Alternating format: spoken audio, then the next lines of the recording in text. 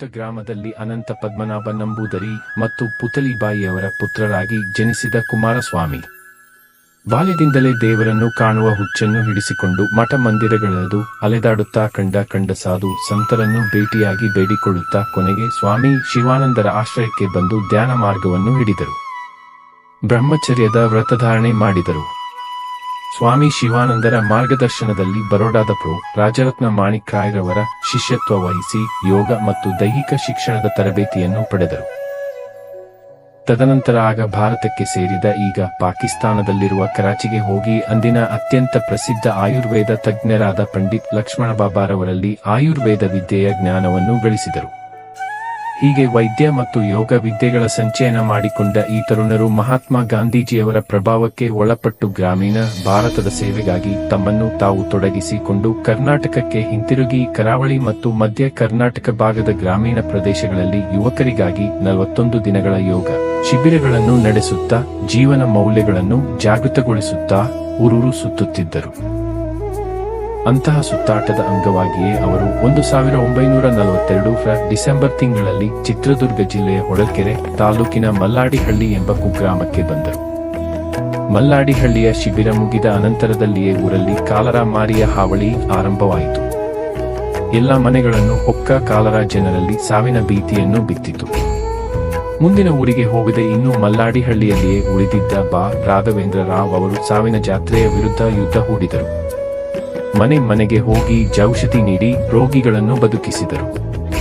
ಶುಚಿತ್ವದ ಪಾಠ ಹೇಳಿಕೊಟ್ಟರು.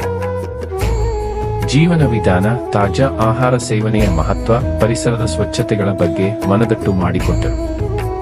ಅವರ ಈ ನಿರ್ಮಲ ಅಂತಃಕರಣದ ಸೇವೆಯಿಂದ ಜನರೆಲ್ಲ ಅವರಲ್ಲಿ ಗೌರವ ಭಾವ ತಾಳಿ ಪ್ರೀತಿ ತೋರಿದರು. ಭಕ್ತಿ ಪ್ರದರ್ಶಿಸಿದರು. ಅವರನ್ನು ಈ ಊರಿನಲ್ಲೇ ಶಾಶ್ವತವಾಗಿ ಉಳಿಯುವಂತೆ ಪ್ರೀತಿ ಪೂರ್ವಕವಾಗಿ ಒತ್ತಾಯಿಸಿದರು. ಪ್ರೀತಿಪೂರಿತವಾದ ಈ ಒತ್ತಾಯಕ್ಕೆ ಮಣಿಯದೇ ಇರಲು ಆ ಹೃದಯಕ್ಕೆ ಸಾಧ್ಯವಾಗಲಿಲ್ಲ. ಕೊನೆಗೆ ಜನರ ಒತ್ತಾಯ ಗೆದ್ದಿತು. ಊರೂರು ಅಲೆಯುತ್ತಾ ಯೋಗ ಶಿಬಿರಗಳನ್ನು ನಡೆಸುತ್ತಾ ನಿಂತಲ್ಲಿ ನಿಲ್ಲದೆ ತಿರುಗುತ್ತಿದ್ದ ಇವರನ್ನು ಜನರು ಇದುವರೆಗೆ ವ್ಯಾಯಾಮ ಮೇಷ್ಟ್ರು ಎಂದು ಕರೆಯುತ್ತಿದ್ದರು. ಮಲ್ಲಾಡಿಹಳ್ಳಿಯ ಮತ್ತು ಸುತ್ತಮುತ್ತಲಿನ ಜನತೆ ಇವರ ವ್ಯಕ್ತಿತ್ವವನ್ನು ಮನಗಂಡು ಇವರನ್ನು ಸ್ವಾಮೀಜಿ ಎಂದು ಕರೆದರು. ಅಲ್ಲಿಂದ ಮುಂದೆ ಇವರು ಶ್ರೀ ರಾಘವೇಂದ್ರ ಸ್ವಾಮೀಜಿಯಾದರು. ಊರಿನವರು ಪ್ರೀತಿಯಿಂದ ನೀಡಿದ ಒಂದು ನಿವೇಶನ ಮತ್ತು ಸಂಕಜ್ಜಿ ಎಂಬ ಹಿರಿಯರು ನೀಡಿದ ಒಂದು ಕಾಣಿಕೆಯ ಗಂಟು ಇವುಗಳನ್ನು ಇಟ್ಟುಕೊಂಡು ಆಶ್ರಮದ ಶುಭಾರಂಭ ಮಾಡಿದರು. ಅದು 1943ನೇ ಇಸವಿ ಮಹಾಶಿವರಾತ್ರಿಯ ಶುಭ ದಿನ. ಅಂದು ಅನಾಥ ಸೇವಾಶ್ರಮ ರೂಪ ತಾಳಿತು. ಅಸಂಖ್ಯಾತ ಜನರ ಬದುಕಿಗೆ ಆಧಾರವಾಯಿತು. ಸೇವೆ ಸೇವೆ ಸೇವೆ ಎನ್ನುವ ರಾಘವೇಂದ್ರ ಸ್ವಾಮೀಜಿಯವರ ಮೂಲ ಮಂತ್ರದ ಸಾಕ್ಷಾತ್ಕಾರವಾಯಿತು. ಇವರ ವ್ಯಕ್ತಿತ್ವದಿಂದ ಪ್ರಭಾವಿತರಾದ ಹೊಳಲ್ಕೆರೆಯ ಸೂರ್ಯನಾರಾಯಣ ರಾವ್ ಎನ್ನುವರು ಪ್ರಾಥಮಿಕ ಶಾಲೆಯ ಉಪಾಧ್ಯಾಯ ವೃತ್ತಿಯಲ್ಲಿದ್ದವರು ಇವರ ಶಿಷ್ಯರಾದರು. ಗುರುವಿನಿಂದ ಸೂರ್ದಾಸ್ ಜಿ ಎಂದು ನಾಮಕರಣಗೊಂಡು ಗುರುವಿನ ಜೊತೆಗೆ ಹೆಗಲು ಕೊಟ್ಟು ದುಡಿಯಲು ನಿಂತರು. ಇಬ್ಬರೂ ಕೂಡಿ ಆಶ್ರಮವನ್ನು ಬೆಳೆಸತೊಡಗಿದರು. 1943ರಲ್ಲಿ ಆಶ್ರಮ ಪ್ರಾರಂಭವಾದಾಗಿನಿಯದ ಯೋಗ ಶಿಕ್ಷಣ ಮತ್ತು ಆಯುರ್ವೇದ ಚಿಕಿತ್ಸೆ ಜೊತೆಗೆ ಸಾಗುತ್ತಾ ಬಂದವು. ಗ್ರಾಮೀಣ ಪ್ರದೇಶದ ಬಡ ಮಕ್ಕಳಿಗೆ ಸುಲಭವಾಗಿ ಶಿಕ್ಷಣಾನುಕೂಲ ಒದಗಿಸುವುದಕ್ಕಾಗಿ 1950ರಲ್ಲಿ ರಾಷ್ಟ್ರೀಯ ವಿವಿಧೋದ್ದೇಶ ಪ್ರೌಢಶಾಲೆಯನ್ನು ಆರಂಭಿಸಿದರು. ಹೆಣ್ಣು ಮತ್ತು ಗಂಡು ಮಕ್ಕಳಿಗೆ ಪ್ರತ್ಯೇಕ ವಸತಿಗೃಹ ವ್ಯವಸ್ಥೆ ಹೊಂದಿದ್ದ ಈ ಶಾಲೆಯಲ್ಲಿ ಈ ಊರಿನ ಸುತ್ತಮುತ್ತಲ ಗ್ರಾಮಗಳ ಮಕ್ಕಳಲ್ಲದೆ ಕರ್ನಾಟಕದ ಬೇರೆ ಬೇರೆ ಭಾಗಗಳಿಂದಲೂ ವಿದ್ಯಾರ್ಥಿಗಳು ಬಂದು ಕಲಿಯಲಾರಂಭಿಸಿದರು. 1958ರಲ್ಲಿ ಸರ್ವಸೇವಾ ಬೋಧಕ ಶಿಕ್ಷಣಾಲಯ ಎಂಬ ಶಿಕ್ಷಕರ ತರಬೇತಿ ಸಂಸ್ಥೆ ಆರಂಭವಾಯಿತು. ಇದರ ಉದ್ದೇಶ ಯುವ ಜನತೆಯಲ್ಲಿ ಜೀವನ ಮೌಲ್ಯಗಳನ್ನು ಬೋಧಿಸಲು ಅರ್ಹರಾದ ಶಿಕ್ಷಕರನ್ನು ಸಿದ್ಧಪಡಿಸುವುದು. 1968ರಲ್ಲಿ ಆಶ್ರಮದ ರಜತ ಮಹೋತ್ಸವದ ನೆನಪಿಗಾಗಿ ರಜತ ಮಹೋತ್ಸವ ದೈಹಿಕ ಶಿಕ್ಷಣ ಕಾಲೇಜು, ಸ್ವಾಮೀಜಿಯವರ ಶತಮಾನೋತ್ಸವದ ನೆನಪಾಗಿ ಮುಂದೆ ಶತಮಾನೋತ್ಸವ ದೈಹಿಕ ಶಿಕ್ಷಣ ಮಹಾವಿದ್ಯಾಲಯ ಆರಂಭವಾಯಿತು. 1971ರಲ್ಲಿ ಕಲಾ, ವಿಜ್ಞಾನ ಮತ್ತು ವಾಣಿಜ್ಯ ವಿಭಾಗಗಳನ್ನು ಒಳಗೊಂಡ ಪದವಿ ಪೂರ್ವ ಕಾಲೇಜನ್ನು ಪ್ರಾರಂಭಿಸಿದರು.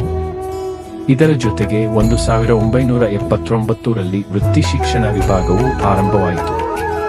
ಸ್ವ ಉದ್ಯೋಗಕ್ಕೆ ದಾರಿಯಾಗಿ ಬೆಳೆದು ಸಾವಿರಾರು ಜೀವಿಗಳ ಜೀವನಕ್ಕೆ ಆಧಾರ ಒದಗಿಸಿತು. ಆಶ್ರಮದ ಆವರಣದಲ್ಲಿ ವಿಶಿಷ್ಟವಾದ ಧನ್ವಂತರಿ ಆಸ್ಪತ್ರೆ, ಸಮುಚ್ಚಯ ಮತ್ತು ವಿಶ್ವಯೋಗ ಮಂದಿರಗಳನ್ನು ಕಟ್ಟಿಸಿದರು. ಆಶ್ರಮದ ಆವರಣದಲ್ಲಿ ವಿವಿಧ ಬಗೆಯ ಸಸ್ಯಮೂಲಿಕೆಗಳ ಔಷಧಿವನಗಳನ್ನು ಕೈಯಾರೆ ಬೆಳೆಸಿದರು. ಜನರಿಗೆ ಶಿಕ್ಷಣ, ಆರೋಗ್ಯ, ಸಂಸ್ಕೃತಿ, ಕಲೆ ಹೀಗೆ ಹಲವು ಅಂಶಗಳ ಬಗ್ಗೆ ಪರಿಜ್ಞಾನ ಮೂಡಿಸಲು ಹಲವು ಕಾರ್ಯಕ್ರಮಗಳನ್ನು ಹಮ್ಮಿಕೊಂಡು ಆಶ್ರಮವನ್ನು ಬೆಳೆಸುತ್ತಾ ಹೋದರು. ಹೀಗೆ ಆಶ್ರಮದ ಆವರಣದಲ್ಲಿ ಸ್ಥಾಪಿತವಾದ ಸಂಸ್ಥೆಗಳಲ್ಲದೆ ಚಿತ್ರದುರ್ಗ ಜಿಲ್ಲೆಯ ಹೊಳಲ್ಕೆರೆ ತಾಲೂಕಿನ ದುಮ್ಮಿಯಲ್ಲಿ, ದಾವಣಗೆರೆ ಜಿಲ್ಲೆ ಚನ್ನಗಿರಿ ತಾಲೂಕಿನ ದೇವರಹಳ್ಳಿ ಹಾಗೂ ಶಿವಮೊಗ್ಗ ಜಿಲ್ಲೆ ಶಿಕಾರಿಪುರ ತಾಲೂಕಿನ ಶೆಟ್ಟಿಹಳ್ಳಿಗಳಲ್ಲಿ ಪ್ರೌಢಶಾಲೆಗಳಿವೆ. ಯೋಗ ಶಿಕ್ಷಣಕ್ಕೆ ಆದ್ಯತೆ ಕೊಟ್ಟಿದ್ದ ಸ್ವಾಮೀಜಿಯವರು ಆರಂಭದಿಂದಲೂ ಪ್ರತಿ ವರ್ಷ ಅಕ್ಟೋಬರ್ ತಿಂಗಳ 4 ರಿಂದ 25ರವರೆಗೆ 21 ದಿನಗಳ ಯೋಗ ಶಿಬಿರವನ್ನು ನಡೆಸುತ್ತಿದ್ದರು. ಪಾತಂಜಲ ಮೂಲಯೋಗ ಶಿಕ್ಷಣ ಶಿಬಿರವೆಂಬ ಹೆಸರಿನಿಂದ ದೇಶದ ನಾನಾ ಭಾಗಗಳಿಂದ ಬಂದ ಸಾವಿರಾರು ಆಸಕ್ತರು ಲಾಭ ಪಡೆದರು. ಸ್ವಾಮೀಜಿಯವರು ನಾಡಿನಾದ್ಯಂತ ಯೋಗ ಪ್ರದರ್ಶನ ನೀಡುತ್ತಿದ್ದರು. ಆಶ್ರಮದಲ್ಲಿ ಪ್ರತಿದಿನ ಬೆಳಿಗ್ಗೆ ಮಾರುತಿಯ ಪ್ರಾರ್ಥನೆಯೊಂದಿಗೆ ಸೂರ್ಯ ನಮಸ್ಕಾರ, ಗುರು ನಮಸ್ಕಾರ ಮತ್ತು ಅಗತ್ಯವಾದ ಕೆಲವು ಯೋಗಾಸನಗಳ ಅಭ್ಯಾಸ ಮತ್ತು ಸಾಯಂಕಾಲ ಭಜನೆ ಸ್ವತಃ ಮಾಡಿಸುತ್ತಿದ್ದರು. ಸ್ವಾಮೀಜಿಯವರು ಯೋಗದ ನಂತರದ ಸ್ಥಾನವನ್ನು ಆಯುರ್ವೇದ ಚಿಕಿತ್ಸೆಗೆ ನೀಡಿದ್ದರು. ನಾಡಿವಿದ್ಯೆಯಲ್ಲಿ ವಿಶೇಷ ಪರಿಣಿತರಾದ ಇವರಲ್ಲಿ ಔಷಧಿ ಪಡೆಯಲು ದೂರದ ಊರುಗಳಿಂದ ಜನ ಬರುತ್ತಿದ್ದರು. ಇವರಿಗೆ ಉಚಿತವಾಗಿ ಚಿಕಿತ್ಸೆಯನ್ನು ನೀಡಿ ದೀರ್ಘಾವಧಿ ಕಾಯಿಲೆಗಳಾದ ಅಸ್ತಮಾ, ಚರ್ಮ ರೋಗಗಳು ಮುಂತಾದವುಗಳನ್ನು ಗುಣಪಡಿಸುತ್ತಿದ್ದರು.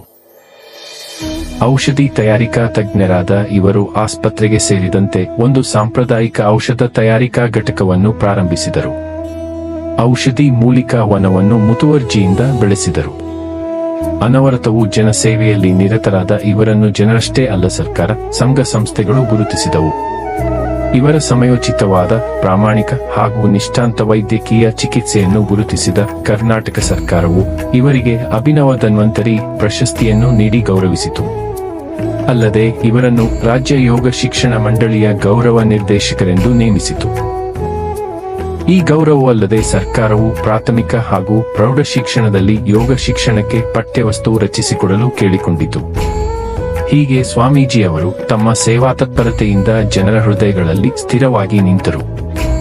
ಸರ್ಕಾರವು ನೀಡಿದ ರಾಷ್ಟ್ರಮಟ್ಟದ ಗೌರವಗಳನ್ನು ಮತ್ತು ವಿಶ್ವವಿದ್ಯಾನಿಲಯಗಳು ನೀಡಿದ ಗೌರವ ಡಾಕ್ಟರೇಟ್ ಪದವಿಗಳನ್ನು ನಯವಾಗಿಯೇ ತಿರಸ್ಕರಿಸಿದರು. ಸ್ವಾಮೀಜಿಯವರ ನೇತೃತ್ವದಲ್ಲಿ ಸುಮಾರು 80 ಎಕರೆಗಳಷ್ಟು ವಿಸ್ತಾರವಾಗಿ ವಿವಿಧ ರೀತಿಯಲ್ಲಿ ಬೆಳೆದು ನಿಂತ ಮಲ್ಲಾಡಿಹಳ್ಳಿಯಲ್ಲಿಯ ಅನಾಥ ಸೇವಾಶ್ರಮದ ಆವರಣದಲ್ಲಿ ಹೊಸ ಶಿಕ್ಷಣ ಸಂಸ್ಥೆಗಳು ರೂಪುಗೊಳ್ಳುತ್ತಾ 1998-99ರಲ್ಲಿ ಶ್ರೀ ರಾಘವೇಂದ್ರ ಗುರುಕುಲ ವಿದ್ಯಾಪೀಠ ಪ್ರಾಥಮಿಕ ಶಾಲೆ, ಚನ್ನಗಿರಿ ತಾಲೂಕಿನ ದೇವರಹಳ್ಳಿಯ ಶ್ರೀ ರಾಘವೇಂದ್ರ ಗುರುಕುಲ ವಿದ್ಯಾಪೀಠ ಪ್ರಾಥಮಿಕ ಶಾಲೆ, ಮೈಸೂರಿನ ಕುವೆಂಪು ನಗರದಲ್ಲಿ ಶ್ರೀ ರಾಘವೇಂದ್ರ ಗುರುಕುಲ ವಿದ್ಯಾಪೀಠ ಸ್ವತಂತ್ರ ವಿಜ್ಞಾನ ಪದವಿ ಪೂರ್ವ ಕಾಲೇಜು, ಮಲ್ಲಾಡಿಹಳ್ಳಿಯ 2004ರಲ್ಲಿ ಶ್ರೀ ರಾಘವೇಂದ್ರ ಕೈಗಾರಿಕಾ ತರಬೇತಿ ಸಂಸ್ಥೆ, ಶ್ರೀ ರಾಘವೇಂದ್ರ ಶಿಕ್ಷಣ ಮಹಾವಿದ್ಯಾಲಯ, ಶ್ರೀ ರಾಘವೇಂದ್ರ ಆಯುರ್ವೇದ ವೈದ್ಯಕೀಯ ಮಹಾವಿದ್ಯಾಲಯ ಹಾಗೂ ಇದಕ್ಕೆ ಹೊಂದಿಕೊಂಡಂತೆ ಸುಸಜ್ಜಿತ ಆಸ್ಪತ್ರೆ, ಔಷಧಿ ಘಟಕ ಮತ್ತು ಪಂಚಕರ್ಮ ಚಿಕಿತ್ಸಾ ಘಟಕ ಪ್ರಾರಂಭಗೊಂಡಿವೆ. ಬ್ರಹ್ಮೀಭೂತ ಶ್ರೀಗಳ ಧ್ಯೇಯೋದ್ದೇಶಗಳ ಅಡಿಗಲ್ಲಿನ ಮೇಲೆಯೇ ಈಗಲೂ ಆಶ್ರಮದ ಚಟುವಟಿಕೆಗಳು, ಕಾರ್ಯಕ್ರಮಗಳು ನಡೆಯುತ್ತಿವೆ. ಆಶ್ರಮದ ಈಗಿನ ಆಡಳಿತ ಮಂಡಳಿಯು ಸ್ವಾಮೀಜಿಯವರ ಸೇವೆಯ ಆದರ್ಶವನ್ನು ಇಟ್ಟುಕೊಂಡು ಈ ಹಿಂದುಳಿದ ಹಳ್ಳಿಗಾಡಿನ ಪ್ರದೇಶದ ಬಡ ವಿದ್ಯಾರ್ಥಿಗಳಿಗೆ ಪಟ್ಟಣಗಳಲ್ಲಿ ಲಭ್ಯವಾಗುವ ಎಲ್ಲ ಶೈಕ್ಷಣಿಕ ಅನುಕೂಲತೆಗಳನ್ನು ಒದಗಿಸುವ ಪ್ರಯತ್ನ ಮಾಡುತ್ತಿದೆ. ಯೋಗ ತರಬೇತಿ ಶಿಬಿರಗಳು, ಭಜನೆ, ಸೂರ್ಯ ನಮಸ್ಕಾರ ಇತ್ಯಾದಿ ಚಟುವಟಿಕೆಗಳು ಹಿಂದಿನಂತೆಯೇ ಮುಂದುವರಿಯುತ್ತಿವೆ. ಪ್ರಸ್ತುತದಲ್ಲಿ ಚಿತ್ರದುರ್ಗ ಶ್ರೀ ಮಾದಾರ ಚೆನ್ನಯ್ಯ ಪೀಠದ ಪೂಜ್ಯ ಶ್ರೀ ಬಸವಮೂರ್ತಿ ಮಾದಾರ ಚೆನ್ನಯ್ಯ ಸ್ವಾಮೀಜಿಯವರ ನೇತೃತ್ವದಲ್ಲಿ ಎಲ್ಲ ವಿಶ್ವಸ್ತ ಸಮಿತಿಯ ಸದಸ್ಯರ ಮಾರ್ಗದರ್ಶನದಲ್ಲಿ ಎಲ್ಲ ರಚನಾತ್ಮಕ ಕಾರ್ಯಗಳು ನಡೆಯುತ್ತಿವೆ. ಇವರು ಜಾತಿ ಮತಗಳ ಭೇದವಿಲ್ಲದೆ ಸೌಹಾರ್ದತೆಯ ಸಮಾಜವನ್ನು ನಿರ್ಮಿಸಲು ದುಡಿಯುತ್ತಿರುವ ವಿಶಿಷ್ಟ ಚೇತನರು. ಇವರ ದೃಷ್ಟಿಯಲ್ಲಿ ಸಮಾಜದ ಅಭಿವೃದ್ಧಿ ಎಂದರೆ ಸಾಮಾಜಿಕ, ಸಾಂಸ್ಕೃತಿಕ, ನೈತಿಕ ಮತ್ತು ವ್ಯಕ್ತಿತ್ವದ ವಿಕಸನ. ಪೂಜ್ಯ ಶ್ರೀ ರಾಘವೇಂದ್ರ ಸ್ವಾಮೀಜಿ ಮತ್ತು ಪೂಜ್ಯ ಶ್ರೀ ಸೂರದಾಸ್ ಜಿ ಸ್ವಾಮೀಜಿಯವರು ಕಂಡ ಕನಸುಗಳು ಇವರ ನೇತೃತ್ವದಲ್ಲಿ ಕವಲೊಡೆಯುತ್ತಿವೆ.